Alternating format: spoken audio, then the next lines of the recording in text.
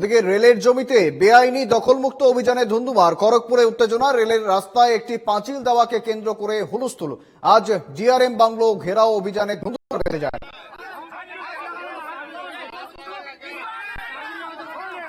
আবার জানাবো, খড়গপুরে উত্তেজনা। রেলের জমিতে বেআইনি দখলমুক্ত অভিযানে ধুন্ধুমার কাণ্ড একেবারে খড়গপুরে।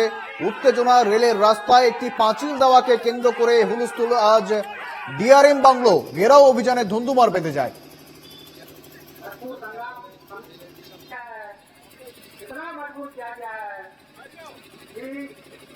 আমাদের সঙ্গে রয়েছেন প্রতিনিধি ইন্দ্রজিৎ সাহু। ইন্দ্রজিৎ, আজ রীতিমতো উত্তেজনা খড়গপুরে। রেলের জমিতে বেআইনি দখলমুক্ত করার অভিযানে এই যে ধুন্ধুমার কাণ্ড, কি রয়েছে বিস্তারিত আপডেট ইন্দ্রজিৎ? গত বেশ কয়েকদিন আগে রেলের যে রাস্তার পাঁচিল দেওয়াকে কেন্দ্র করে একটা ধুন্ধুমার পরিস্থিতি তৈরি হয়েছিল। সেখানেও একটা আরপিএফ এর বিরুদ্ধে স্থানীয় বাসিন্দারা অভিযোগ তুলেছিল। এর পাশাপাশি আজ রেল ও রাজ্যের যে তারপর থেকে রেল ও রাজ্যের একটা সংঘাত চলছিল। এর মধ্যে আজ ডিআরএম বাংলো ঘেরাও করা ডাক দিয়েছিল তৃণমূল ঘনিষ্ঠ খড়গপুর বস্তি বাঁচাও সংগ্রাম কমিটি।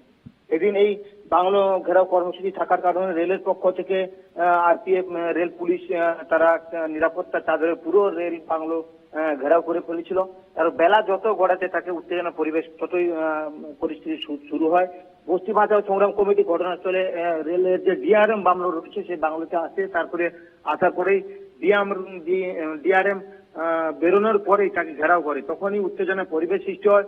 তখনই রেল পুলিশ কর্মী থেকে শুরু করে আধিকারিকরা ঘটনাস্থলে ছুটে আসে। ছুটে এলেই বস্তি বাঁচাও সংগ্রাম কমিটির সদস্যদের সঙ্গে তাদের একটা হুঁশিয়ারি তৈরি হয়। উত্তেজনার পরিবেশ, প্রচুর প্রবল উত্তেজনার পরিবেশ সৃষ্টি হয়। তখনই বস্তি বাঁচাও কমিটির সদস্যদের ছড়াতেই আরপিএফ লাঠিচার্জ করে বলে অভিযোগ। এবং যেটা বস্তি বাঁচাও সংগ্রাম কমিটির যেটা অভিযোগ, তারা শান্তিশূন্য শৃঙ্খলা ভাবে আন্দোলন করছিল, কিন্তু আরপিএফ হঠাৎ করেই তাদের বেআইনি ভাবে লাঠিচার্জ করছে সেটা অভিযোগ করেছে। এবং তারা ইতিমধ্যে হসপিটালে ট্রিটমেন্ট করাচ্ছেন বলে জানা গিয়েছে। এই ট্রিটমেন্ট করানোর পরে তারা পুলিশে লিখিত দায়ের অভিযোগ করবেন বলে জানা গিয়েছে। ইন্দ্রজিৎ, পাশাপাশি যেটা জানতে চাইবো, সাধারণ মানুষের মধ্যে এই অসন্তোষ কেন? তাদের কি রেলের তরফ থেকে কোনো পুনর্বাসনের আশ্বাস দেওয়া হয়নি?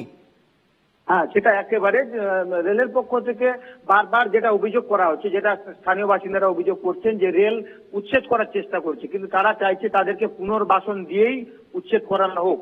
কিন্তু রেল কয়েকদিন আগেই একটা রেল তাদেরকে রাস্তা অন্য দিক দিয়ে দেওয়ার কথা বলার পরেও তারা রেল কিন্তু রাস্তার উপর দিয়ে পাঁচিল দিয়ে দেয়। তখনই কিন্তু স্থানীয় বাসিন্দাদের সঙ্গে একটা সমস্যা হয়েছিল। ফের আজকে একটা বড় সমস্যা হলো। তাদের যেটা অভিযোগ, পুনর্বাসন আগে দিতে হবে, না হলে আমরা এই জায়গা থেকে উঠবো না। তারা একটা এই দাবি তুলেছে। ইতিমধ্যে পরিস্থিতি আপাতত নিয়ন্ত্রণে রয়েছে বলে জানা গিয়েছে। পুরো এলাকা থমথমে রয়েছে। বেশ, ধন্যবাদ ইন্দ্রজিৎ।